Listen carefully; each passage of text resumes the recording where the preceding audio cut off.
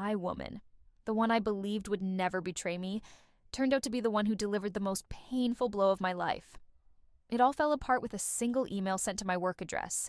The sender wasn't a stranger. It was the wife of my wife's closest friend. She accused them of having an affair behind our backs. Private dinners, staying at the same hotel, lipstick stains on shirts, an earring tucked inside a coat pocket. It all played out like a horror movie I didn't want to believe was real. But the truth was even crueler than I imagined. Not only did she betray me, she was ready to leave behind our 3 young children, just to start a new life with a man who had once betrayed his own family. I remember that day clearly, when my work inbox pinged with a subject line that read, "I don't know what else to do. You need to know this." I didn't recognize the sender. The name of the woman had only come up once or twice, in passing, in a few sarcastic remarks my wife had made. She was Jake's wife, Jake, an old friend of Emily's from her PhD days in the UK. The email began with an apology, but what came next made my heart race.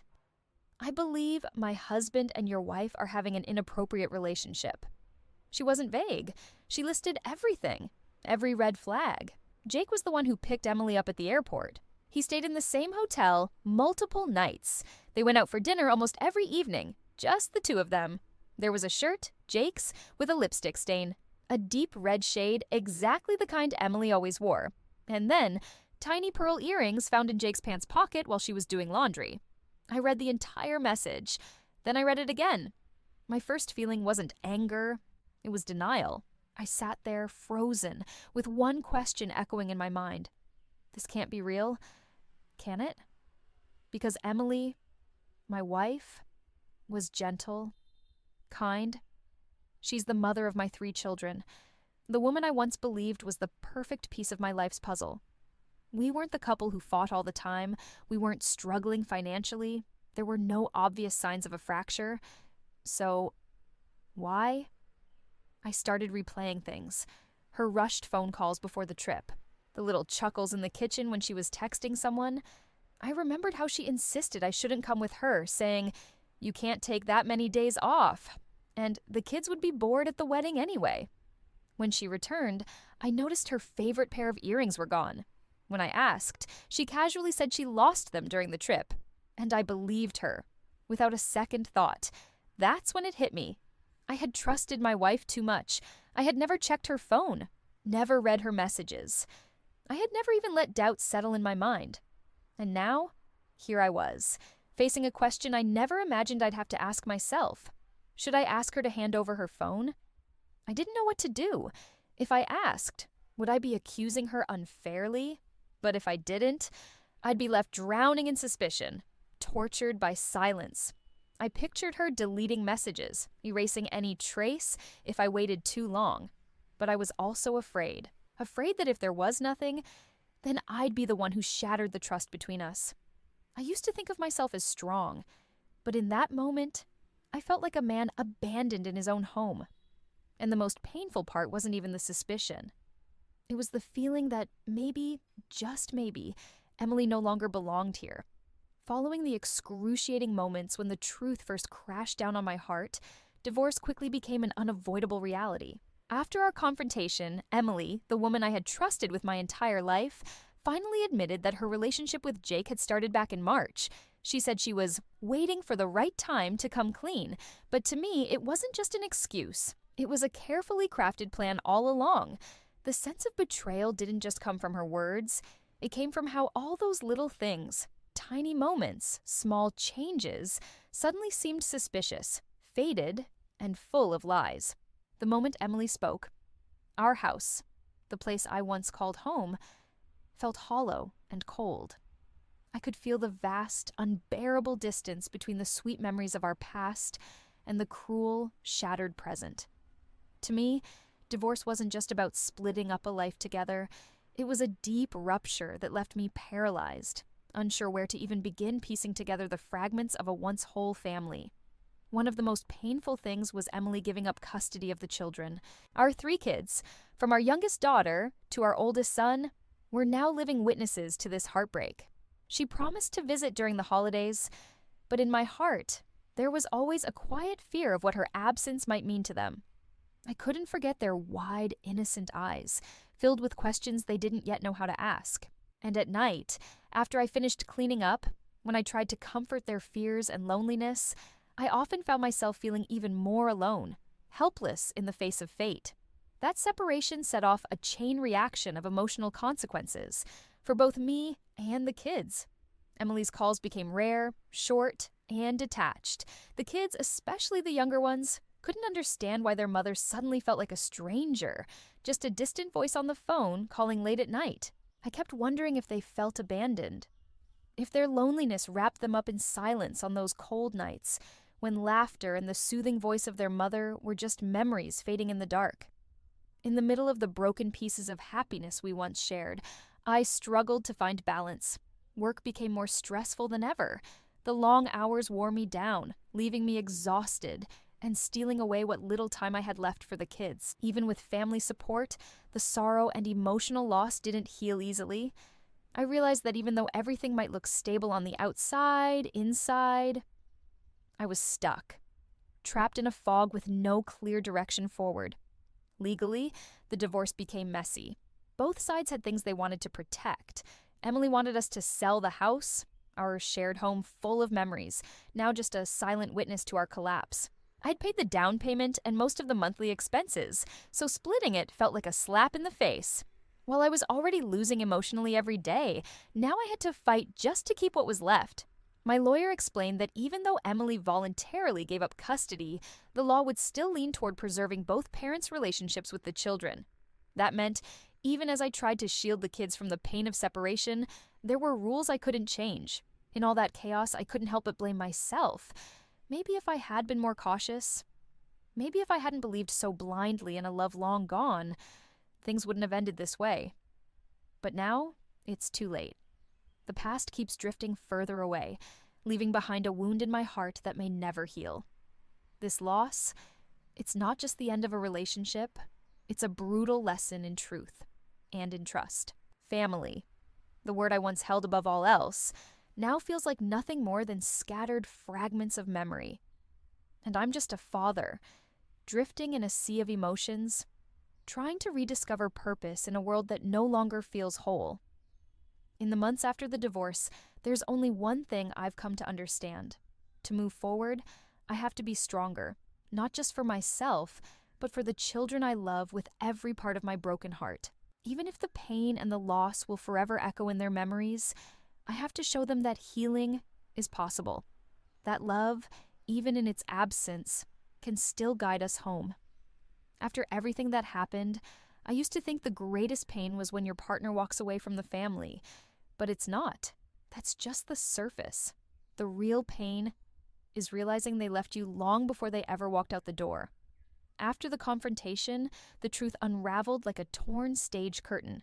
Emily didn't just betray me with her actions and emotions.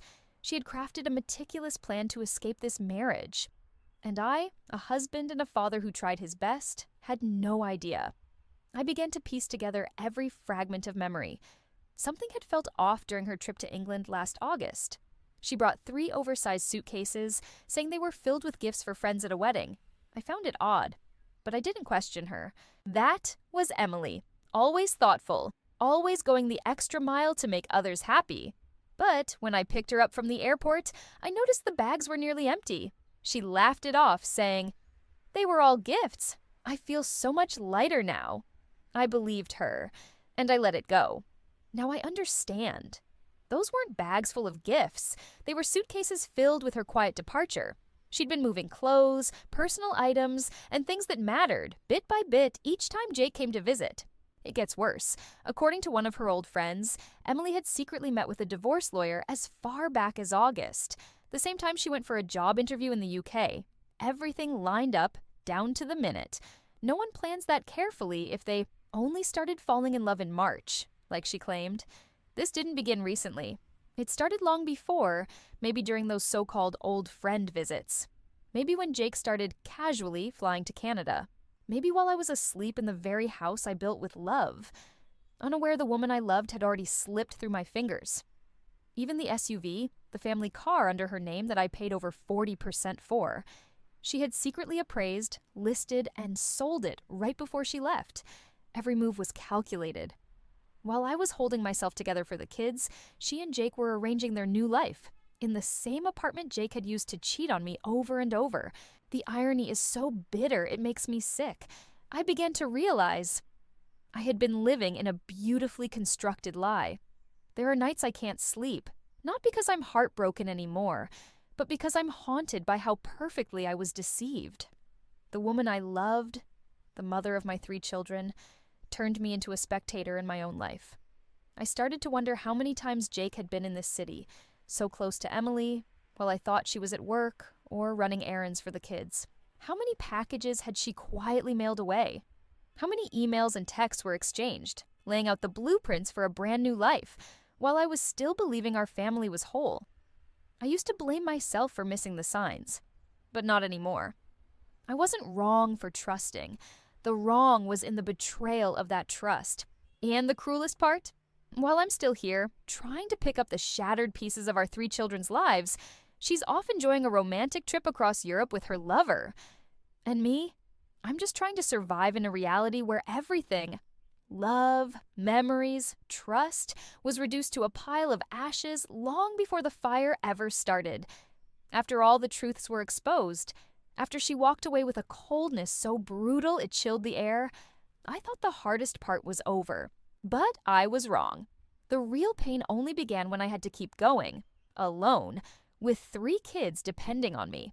I became everything. Cook, laundry worker, school driver, parent-teacher conference attendee, housekeeper, breadwinner, and the one who tried to smile whenever one of them asked, "When is Mom coming home?" Those first mornings after Emily moved out, the silence in the house was haunting. No more soft footsteps down the hall. No more cup of coffee waiting on the table. Instead, there were 3 little faces staring at me, waiting for answers, waiting for direction, waiting for a grown-up who could hold it together in a world that had just fallen apart. I tried to keep life normal for them, but I was falling apart. The work piled up, the bills ballooned, paying for a nanny, legal fees, a new family car, and 100 tiny expenses that didn't even have names. I replaced the old sedan, partly because it was too cramped, but mostly because I needed something new. Something that didn't remind me of her. I worked more hours to stay afloat, but that also meant I barely had time left for the kids. Some nights, I stayed up late catching up on work while my youngest fell asleep on the couch, waiting for Dad to read her a bedtime story. I knew I was running on fumes, but I couldn't stop. I couldn't let go, because if I collapsed, there'd be no one else left to hold them up. Emily rarely called. When she did, it was late-night whispers from another time zone, like she didn't want to wake someone. I never asked, but I knew Jake was lying next to her. On weekends, when Jake returned to his ex-wife and his other kids, Emily would call longer. But even then, her voice felt distant, her questions shallow, like a stranger asking about someone else's life. My kids felt it all. My oldest son went quiet, withdrawn. His eyes watched me constantly, like he was trying to figure out how much I could take. My middle daughter began snapping over the tiniest things, not because she was bad, but because she didn't know where to put all her sadness. And the youngest, she still asked for Mommy every day, like she couldn't quite believe she wasn't coming back. I knew we needed help. I reached out to their pediatrician, who recommended a post-divorce therapy program for children.